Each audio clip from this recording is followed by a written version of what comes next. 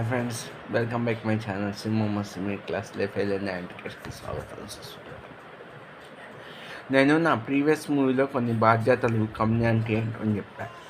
అది పెద్ద మూవీ చెప్పాడు, యువత ఎలా ఉండాలి, ఎంత బాధ్యతగా ఉండాలి యువత అని.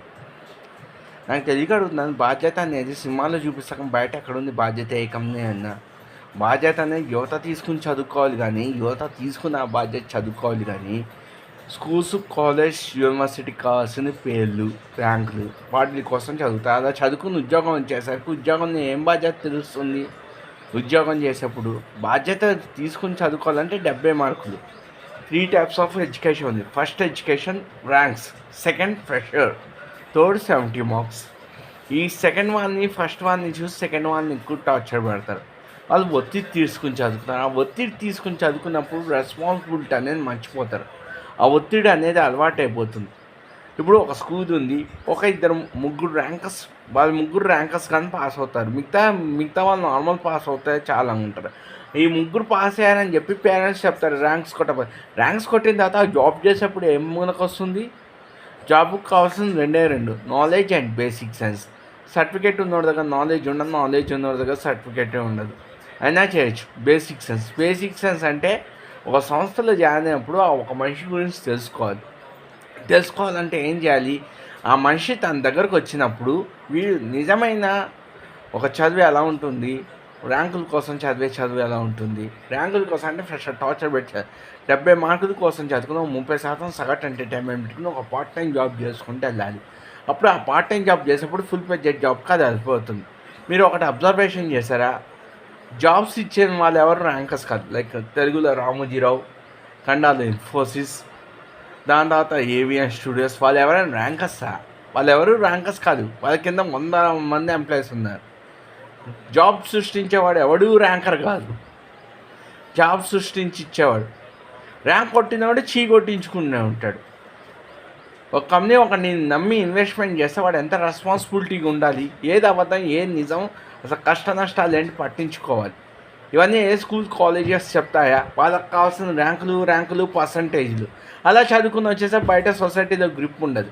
ఒక రెస్పాన్సిబిలిటీ తీసుకుని 70 మార్క్స్ వరకు చదువుకుని 3 టైప్స్ ఆఫ్ ఎడ్యుకేషన్. నేను ఏ స్కూల్ని కించట్లే, ఏ కాలేజ్ని అవమానించట్లే. మనలో ఉండాలి అది. బయట స్కూల్స్, కాలేజెస్ కదా, అది ఉండాల్సింది మనలో.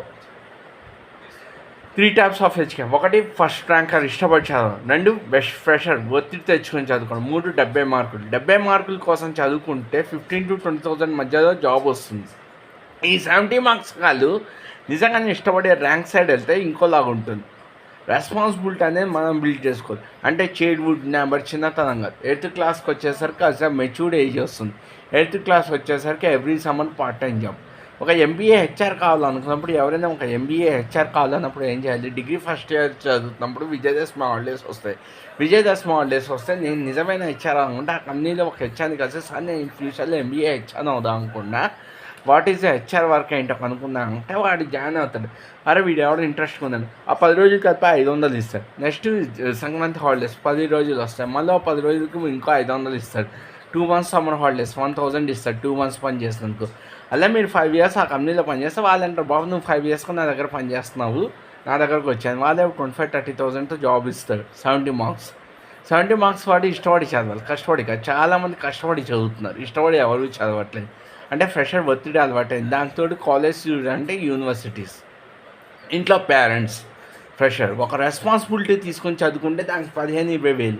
ఒక 4 or 5 years, ఒక 3 years 4 years కష్టపడి పనిచేస్తే నెక్స్ట్ కంపెనీలో 1 crore హీరింగ్ శాలరీ కట్టగలం.